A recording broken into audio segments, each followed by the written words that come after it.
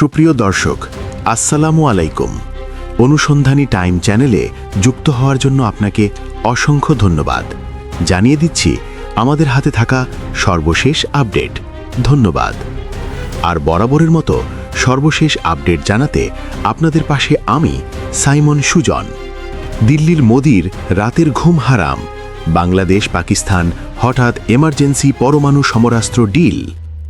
দক্ষিণ এশিয়ার ভূ রাজনীতিতে এক নতুন ভূমিকম্পের সূচনা করতে যাচ্ছে। সামরিক গোয়েন্দা দপ্তরগুলোর টেবিলে ছড়িয়ে থাকা গোপন রিপোর্টগুলোতেই একটি ভয়ঙ্কর তথ্য উঠে এসেছে। পাকিস্তান ও বাংলাদেশের মধ্যে এক নতুন প্রতিরক্ষার সমঝোতার খসড়া নিয়ে নীরবে কাজ চলছে। আন্তর্জাতিক মহল এখনও এর গভীরতা বুঝে উঠতে পারেনি, কিন্তু ভারতের প্রতিরক্ষা ও কূটনৈতিক মহলে এই খবর এক প্রবল আতঙ্কের সৃষ্টি করেছে। কারণ এই চুক্তি যদি বাস্তবায়িত হয়, তবে দক্ষিণ এশিয়ার শক্তির ভারসাম্য চিরতরে বদলে যাবে। এই সম্ভাব্য সামরিক জোট কোনো সাধারণ প্রতিরক্ষার সহযোগিতা নয়, এটি হবে আঞ্চলিক রাজনীতির এক পুনর্গঠন।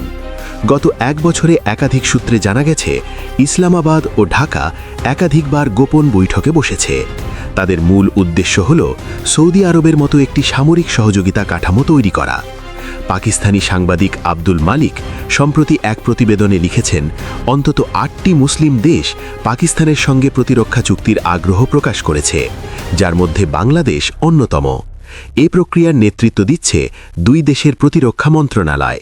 সেখানে নৌ, সেনা ও বিমান বাহিনীর কর্মকর্তারা যুক্ত হয়ে এক যৌথ নিরাপত্তা কাঠামো গড়ে তোলার পরিকল্পনা করছেন। এতে গোয়েন্দা তথ্য বিনিময়, প্রশিক্ষণ এবং সংকটকালীন যৌথ প্রতিক্রিয়া অন্তর্ভুক্ত থাকবে, যা দক্ষিণ এশিয়ার জন্য এক নজিরবিহীন ঘটনা। ভারতের কূটনৈতিক মহলে এই খবর এক বিষাক্ত বিষয়ে পরিণত হয়েছে।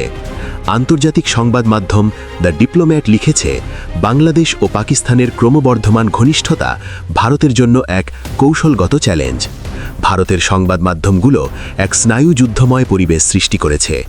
নিউজ 18 দাবি করেছে, দুই দেশের মধ্যে পারস্পরিক প্রতিরক্ষা চুক্তি কার্যত নিশ্চিত এবং ফেব্রুয়ারি নির্বাচনের পর আনুষ্ঠানিক স্বাক্ষরের সম্ভাবনা রয়েছে। জি নিউজের বিশ্লেষণে বলা হয়েছে, এই চুক্তি ভারতের জন্য এক দ্বিমুখী নিরাপত্তা সংকট তৈরি করবে, পশ্চিমে পাকিস্তান এবং পূর্বে বাংলাদেশ। ভারতের কৌশলবিদদের কাছে এটি এক ধরনের টু ফ্রন্ট থ্রেট। ইসলামাবাদের দৃষ্টিতে বাংলাদেশ শুধু একটি দক্ষিণ এশীয় প্রতিবেশী নয়, এটি ঐতিহাসিকভাবে আবেগ, আস্থা এবং ধর্মীয় বন্ধনের এক অংশ। পাকিস্তান জানে বাংলাদেশের ভূ রাজনৈতিক অবস্থান ভারত মহাসাগর ও বঙ্গোপসাগর উভয় দিকেই প্রবেশাধিকার দেয়। যদি বাংলাদেশের সঙ্গে প্রতিরক্ষা অংশীদারিত্ব গড়ে তোলা হয়, তবে পাকিস্তানের কৌশলগত প্রভাব পূর্ব দিকে বিস্তৃত হবে। বিশ্লেষক হুমায়ুন আফতাব মনে করেন, এটি মুসলিম বিশ্বের একীকরণের নতুন দিগন্ত। এর পেছনে রয়েছে চীন ও তুরস্কের মতো শক্তির সমর্থন, যারা ভারতের চারপাশে এক নতুন নিরাপত্তা বেল্ট তৈরি করতে চায়। ঢাকা জানে সরাসরি কোনো সামরিক জোটে যাওয়ার রাজনৈতিকভাবে ঝুঁকিপূর্ণ, তাই চুক্তিটিকে এখন গোপন পর্যায়ে রাখা হয়েছে। কিন্তু এর লক্ষ্য স্পষ্ট, বহুমাত্রিক নিরাপত্তা কাঠামোতে নিজের অবস্থান শক্ত করা। বাংলাদেশের পররাষ্ট্র মন্ত্রণালয়ের এক সাবেক কর্মকর্তা বলেন, আমরা এমন অংশীদারিত্ব চাই যা আঞ্চলিক শান্তি ও পারস্পরিক নিরাপত্তাকে জোরদার করবে। এটি বাংলাদেশের নন অ্যালাইন্ড কূটনীতির এক নতুন সংস্করণ, যেখানে দেশটি কারও ছায়ায় নয়, বরং ভারসাম্যপূর্ণ অংশীদারিত্বে বিশ্বাস করছে। ঢাকা এখন তার প্রতিরক্ষা আধুনিকীকরণে চীন, তুরস্ক, পাকিস্তানের সহযোগিতা নিচ্ছে, যা ভারতের জন্য এক ভারসাম্যময়ী আতঙ্কের নাম। এই পরিস্থিতিতে ভারত এখন নতুন কৌশল অবলম্বন করেছে। মিজোরামের পাহাড়ে এখন ট্রাকের গর্জন, ট্রেনের শব্দ আর রাতের বেলা ঝলমলে ফ্লাডলাইটের আলোয় ভরে গেছে। ভারতের প্রতিরক্ষা মন্ত্রণালয় ঘোষণা দিয়েছে, সেখানে একটি কম্পোজিট অপারেশনাল হাব তৈরি হবে। সেখানে সেনা ব্যারাক, বাংকার এবং যোগাযোগের টানেল থাকবে। অফিসিয়ালি এটিকে শিলিগুড়ি করিডর রক্ষার অংশ বলা হলেও বাস্তবের লক্ষ্য হল বাংলাদেশের অর্থনৈতিক রাজধানী চট্টগ্রামকে নিয়ন্ত্রণে রাখা। এটি কেবল সীমান্ত সুরক্ষার প্রশ্ন নয়, বরং এক সামরিক বার্তা। ভারত এখন এক ধরনের মনস্তাত্ত্বিক যুদ্ধ শুরু করেছে।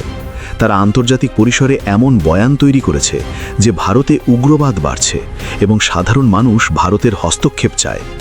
এই বয়ান ভবিষ্যতে কোনো বিশেষ সামরিক অভিযানের নৈতিক ভিত্তি তৈরি করবে। একই সাথে সীমান্তের নিষিদ্ধ সংগঠনগুলোকে নতুন অর্থ ও অস্ত্র দিয়ে সক্রিয় করে তোলা হচ্ছে, যাতে বাংলাদেশকে অস্থিতিশীল দেখানো যায়। কিন্তু ভারত যা বুঝতে পারেনি তা হল বাঙালি জাতি ভয় পায় না, ভয় দেখালে তারা আরও দৃঢ় হয়। বাংলাদেশে এখন এক নতুন শক্তির জন্ম নিচ্ছে, যার কোনো কেন্দ্রীয় কমিটি নেই, কোনো নেতা নেই, তবু এর স্পন্দন ছড়িয়ে পড়েছে গ্রামে শহরে। এটি এক চিন্তার বিপ্লব, যেখানে তরুণ প্রজন্ম প্রথমবারের মতো নিজেদের রাষ্ট্রকে অন্যের প্রভাব থেকে আলাদা করে দেখাতে শুরু করেছে। তারা বুঝেছে বন্ধুরাষ্ট্র মানেই শাসক রাষ্ট্র নয়, সহযোগিতা মানেই দাসত্ব নয়। দিল্লির অভ্যন্তরে এখন এক নতুন শব্দ ঘোরাফেরা করছে, বাংলাদেশ সিনড্রোম। এর অর্থ দক্ষিণ এশিয়ায় অন্য ছোট দেশগুলো যেন বাংলাদেশের পথে না হাঁটে। নেপাল, ভুটান, শ্রীলঙ্কা এবং মালদ্বীপ সবাই এখন বাংলাদেশকে পর্যবেক্ষণ করছে। ভারতের নিরাপত্তা পরামর্শদাতারা উদ্বিগ্ন, কারণ তারা দেখছেন বাংলাদেশের তরুণেরা এখন এমনভাবে রাষ্ট্র ভাবছে যা দিল্লির প্রচারণা ভেদ করে যায়। ডক্টর মোহাম্মদ ইউনুসের নেতৃত্বাধীন সরকার এক নতুন কূটনৈতিক দর্শন সামনে এনেছে, ভারসাম্য স্বাধীনতার মূল। তিনি বুঝেছেন ভারতকে না বলে চীনকে হ্যাঁ বললে সেটি স্বাধীনতা নয়, বরং নির্ভরতার বদল। তাই তিনি একাধিক শক্তির ভারসাম্য রেখে বাংলাদেশকে একটি বহুমাত্রিক রাষ্ট্রনীতির পথে নিয়ে যাচ্ছেন, যা আন্তর্জাতিকভাবে ঢাকা ডক্ট্রিন নামে আলোচিত হচ্ছে। রাত গভীর, ঢাকার আকাশে কুয়াশা ঝুলছে, কিন্তু শহরের আলো নিভছে না। এক তরুণ সাংবাদিক বলছেন, আজকের বাংলাদেশ আর আগের বাংলাদেশ নয়। তার আঙুল কাঁপছে না, বরং দৃঢ়। রাস্তায় দেরি করে ফেরা এক রিকশাওয়ালা বলল, ভয় দেখায় কেন? ভয় তো আমরা খাই না। ঢাকার আকাশে পূর্ণ চাঁদের আলোয় যেন ভেসে উঠেছে এক নতুন দেশের মুখ, আত্মবিশ্বাসী, স্বাধীন এবং মর্যাদাপূর্ণ। এই বাংলাদেশকে আর কেউ থামাতে পারবে না, কারণ বাংলাদেশ ভয়কে হাসি মুখে পরাজিত করতে শিখে গেছে। দক্ষিণ এশিয়ার মানচিত্রে যেখানে একসময় নির্দেশ আসত দিল্লি থেকে, সেখানে এখন নতুন এক কেন্দ্র জ্বলে উঠছে, ঢাকা। আর এই নতুন আলোর নামে বাংলাদেশের আত্মবিশ্বাস। অবশেষে বাংলাদেশ সেনাবাহিনী পেল তুর্কি সুপার অস্ত্রের ফুল ডেলিভারি। আধুনিক যুদ্ধের ময়দান আর খোলা প্রান্তরে সীমাবদ্ধ নয়। যুদ্ধ এখন গড়িয়েছে শহরের অন্দরে, অতি পরিচিত ভবনের সরু করিডরে, এমনকি নির্জন ঘরের আড়ালে। আর এই শহরে যুদ্ধ, যাকে বলা হয় আরবান ওয়ারফেয়ার, সেখানে প্রতিটি মুহূর্তই হয়ে ওঠে জীবন মৃত্যুর সন্ধিক্ষণ। একজন সেনা যখন কোনো ভবন পরিষ্কার করতে ঢোকেন, তখন দেওয়ালের কোন দরজার পাশ বা আসবাবপত্রের আড়ালে কি লুকিয়ে আছে তা জানা অসম্ভব। কোনটি ঘুরে দেখার অর্থ হল নিজের শরীরের একটি বড় অংশকে শত্রুর গুলির সামনে উন্মুক্ত করে দেওয়া। কিন্তু যদি সেই কোনটি হয় মৃত্যুর কোণ, যদি সেখানে অপেক্ষা করছে একজন সন্ত্রাসী, যার হাতে একটি AK-47 এবং যার ট্রিগারের চাপ দেওয়ার অপেক্ষায় সে শুধু একটি প্রাণের ঝুঁকির অপেক্ষা করছে। এই ভয়ঙ্কর পরিস্থিতি থেকে বাংলাদেশের বিশেষ বাহিনীকে মুক্তি দিতে এবং তাদের হাতে নতুন ক্ষমতা তুলে দিতে এসেছে এক অবিশ্বাস্য প্রযুক্তিগত জিনিস। বাংলাদেশ সেনাবাহিনীর বহরে অবশেষে যুক্ত হল তুরস্ক নির্মিত অত্যাধুনিক অস্ত্র কর্নার শটগান MKS-18। বাংলাদেশ সেনাবাহিনীর আধুনিকায়নের ধারাবাহিকতায় এই অস্ত্রটি শুধু নতুন একটি সংযোজন নয়, বরং এটি একটি নতুন যুগের সূচনা করেছে। সেনাবাহিনীর সবচেয়ে সাহসী ও দক্ষ ইউনিট প্যারা কমান্ডো ব্যাটালিয়নের অস্ত্রাগারে এই MKS-18 যুক্ত হওয়া মানে হল তারা এখন আরও বেশি আত্মবিশ্বাস নিয়ে সবচেয়ে ঝুঁকিপূর্ণ অপারেশনে অংশগ্রহণ করতে পারবে। শহর অঞ্চলের যুদ্ধ, আরবান ওয়ারফেয়ার এবং জিম্নি উদ্ধার বা হোস্টেজ রেস্কিউ অপারেশনের মতো মিশনে এই অস্ত্রটিকে একটি পরিবর্তনকামী বা গেম চেঞ্জার হিসেবে বিবেচনা করা হচ্ছে। তুরস্ক থেকে অস্ত্রটি ইতিমধ্যে বাংলাদেশে এসে পৌঁছেছে এবং এখন শুধু সময়ের অপেক্ষা, কবে এটি প্যারা কমান্ডোদের হাতে তুলে দেওয়া হবে। সেনাবাহিনীর special warfare and tactics SWNT শাখা এবং বিভিন্ন ডিভিশন পর্যায়ে অস্ত্রটির উপর প্রশিক্ষণ কার্যক্রম এখনও শুরু হয়নি, কিন্তু সূত্রের খবর অতি দ্রুতই তা শুরু হয়ে যাবে। MKS-18কে এত বিশেষ করে তোলার পেছনে রয়েছে তার অভিনব নকশা এবং প্রযুক্তিগত ক্ষমতা। এটি কোনো সাধারণ শটগান নয়। এর ফ্রেমটি তৈরি করা হয়েছে উচ্চ ক্ষমতাসম্পন্ন স্টিল এবং অ্যালুমিনিয়াম দিয়ে, যা এটিকে একদিকে যেমন হালকা ও বহনযোগ্য করেছে, অন্যদিকে তেমনি দিয়েছে অসাধারণ শক্তি। কিন্তু এর সবচেয়ে মূল এবং বিস্ময়কর বৈশিষ্ট্য হল এর কবজাযুক্ত বডি। হ্যাঁ, এই অস্ত্রের সামনের অংশটি একটি কবজার সাহায্যে ডানে এবং বামে সর্বোচ্চ ৬০ ডিগ্রি পর্যন্ত বাঁকানো যায়। এর অর্থ হল একজন কমান্ডো এখন দেওয়ালের আড়ালে থেকে অস্ত্রটির মুখও ঘুরিয়ে দেখতে পারবেন কোণার ওপারে কি আছে। তিনি আর নিজের শরীরের কোনো অংশই ঝুঁকির মধ্যে ফেলবেন না। এটি যুদ্ধের এক নতুন মাত্রা, যেখানে অপারেটর থাকবে নিরাপদে আর শত্রু থাকবে অবিশ্বাস্য আক্রমণের মুখে। অপারেশনাল মোডে এই অস্ত্রটি আসলে একটি মাউন্ট সিস্টেম, যার সাথে একটি স্ট্যান্ডার্ড 9mm পিস্তল যুক্ত করা থাকে। এর মানে হলে এটি শুধু একটি শটগান নয়, বরং একটি বহুমুখী অস্ত্র ব্যবস্থা।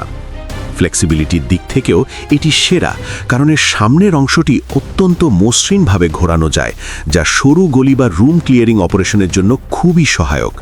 কমান্ডোরা এখন ঘরের ভেতর থেকে অস্ত্রটি বের করে দিয়ে ঘরের বিভিন্ন কোণে তাক করতে পারবেন, অথবা বিছানার নিচে বা আলমারির পেছনে লুকিয়ে থাকা শত্রুকে খুঁজে বের করতে পারবেন, নিজেকে সম্পূর্ণ নিরাপদ রেখেই। কিন্তু এর সবচেয়ে চমকপ্রদ বৈশিষ্ট্য হল এর অগ্রভাগে সংযুক্ত হাই রেজলিউশন ক্যামেরা। এই ক্যামেরাটি রিয়েল টাইম ফুটেজ প্রদান করে, আর সেই ফুটেজ দেখার জন্য অপারেটরের চোখের সামনে থাকে একটি ফোল্ডেবল এলসিডি মনিটর।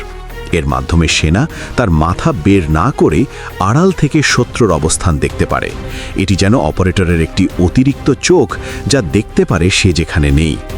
এছাড়াও MKS-18 লো লাইট সেন্সর এবং ইনফ্রারেড লেজার ডট সাইট যুক্ত করার সুবিধা রয়েছে, যার অর্থ হল ঘন অন্ধকারেও এই অস্ত্রটি লক্ষ্যবস্তুকে শনাক্ত করতে পারে। অন্ধকার আর শত্রুর জন্য আর কোনো আশীর্বাদ থাকল না। বাংলাদেশের প্যারা কমান্ডোরা এখন রাতের অন্ধকারেও হয়ে উঠবে সবচেয়ে ভয়ঙ্কর শিকারী। পরিশেষে বাংলাদেশ সেনাবাহিনীর প্যারা কমান্ডো ব্যাটালিয়নের হাতে MKS-18 সংযোজন নিঃসন্দেহে আমাদের বিশেষায়িত সক্ষমতাকে বহুগুণে বাড়িয়ে তুলবে। এটি শুধু একটি অস্ত্র নয়, এটি একটি বার্তা দেশের প্রতি, যে সরকার তার সেরা সন্তানদের নিরাপত্তা এবং সাফল্য নিশ্চিত করতে কোনো খরচই বাঁচাবে না। আর বার্তা দেশের শত্রুদের প্রতি, যে বাংলাদেশের আকাশ, মাটি বা জল যেমন সুরক্ষিত, তেমনি তার শহরগুলো এখন আরও বেশি নিরাপদ হতে চলেছে।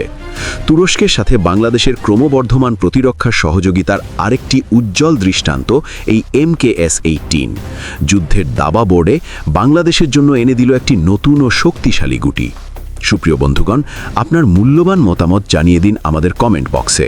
সেই সাথে আমাদের চ্যানেল সাবস্ক্রাইব করতে মোটেও ভুলবেন না, যাতে এমন সব গুরুত্বপূর্ণ বিশ্লেষণ আপনার কাছে পৌঁছতে পারে। Thanks for watching my video. আল্লাহ হাফেজ।